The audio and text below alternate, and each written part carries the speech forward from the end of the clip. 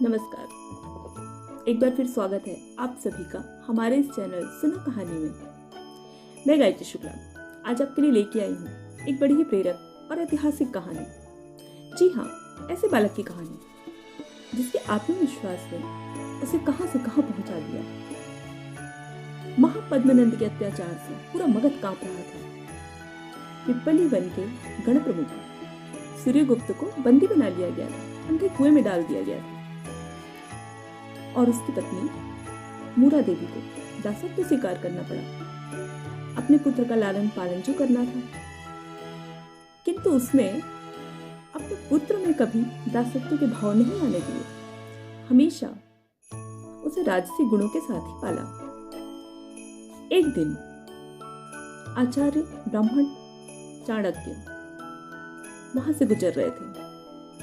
उन्होंने पास ही कुछ बालकों को खेलते देखा। एक बालक राजा का अभिनय कर रहा था और एक चट्टान पर सिंहासन बनाकर बड़े आत्मविश्वास के साथ राजा बना बैठा था। और कुछ बच्चे घोड़े, हाथी, प्रजा, दरबारी आदि बने हुए थे। प्रजा बारी बारी राजा के सामने आ रही थी और अपनी समस्या रख रही थी। राजा बड़े गौर से सुनता और आत्मविश्वास के साथ किसी को दंड तो किसी को पुरस्कार दे रहा था। आचार्य चाणक्य प्रभावित हुए और पहुंचे उस बालक के पास जो राजा बना हुआ था। उन्होंने कहा, हे राजन, ब्राह्मण देवता को कुछ दान दीजिए। हाँ हाँ अवश्य, मुझे दूध पीने के लिए कुछ गाय चाहिए। उस बालक ने कहा, जो राजा बना हुआ था, पास ही गाय चर रही थी, उनकी ओर इशारा करते हुए कहा, इनमें से जितनी चाहे आप ले जा सकते हैं। चाणक्य ने कहा, अच्छा, और जिसकी ये गाय है क्या वो मुझे मारेगा नहीं? राजा ने कहा, किसकी इतनी हिम्मत जो राजाज्ञा ना माने? हमारे राज्य में ब्राह्मण देव का सम्मान किया जाता है, आप गाय ले जा सकते हैं। अब तो आचार्य चाणक्य उससे बहुत ज्यादा प्रभावित हुए। उसके अद्भुत आत्मविश्वास को देखकर उन्होंने उसका नाम पूछा। इतने में उस बालक की माता घबराते हुए पास आ गई और हाथ जोड़ते हुए कहने लगी, क्षमा कर दीजिए महाराज, मेरा पुत्र नादान है, इसके अपराध क्षमा कर दीजिए। चाणक्य ने कहा, नहीं नहीं, इसने कोई अपराध नहीं किया, बल्कि ये तो बड़ा साहसी है। मैं आपसे कहना चाहता हूँ, इसे तो राजकुल भेजना चाहिए, मानसिक उन्नति के लिए। माता सोच में पड़ गई। एक दिन अपने बेटे के साथ वो राजसभा पहुंची, जहां अत्याचारी नंद की सभा लगी हुई थी और उसके आसपास सारे मूर्ख और चापलूस उसे घेरे हुए थे। नंद की सभा में उसी समय इत्तेफाक से दूसरे राज्य से बुद्धि परीक्षण हेतु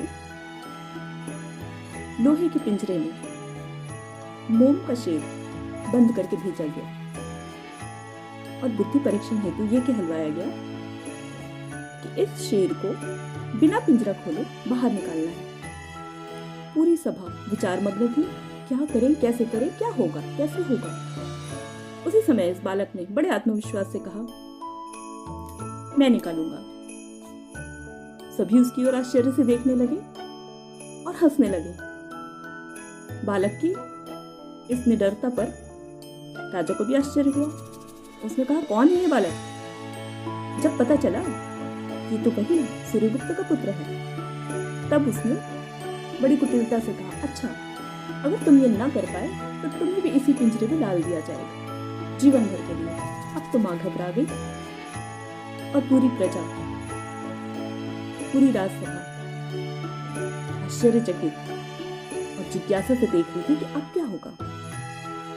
बालक साहस के साथ आगे बढ़ा। उसने मशाल उठाई, सलाखों को गर्म किया। फिर क्या था, मोम का शेर पिघलकर बाहर आ गया।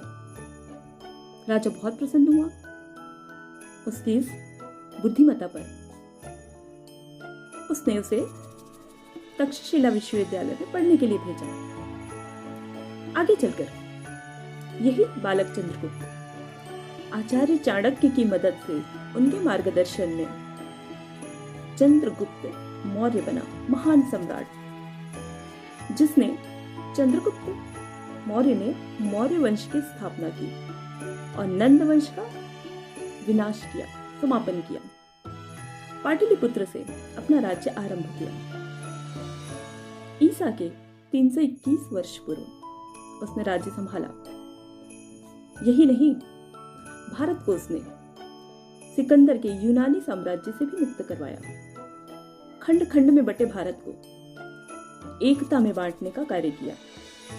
सारा साम्राज्य एक किया।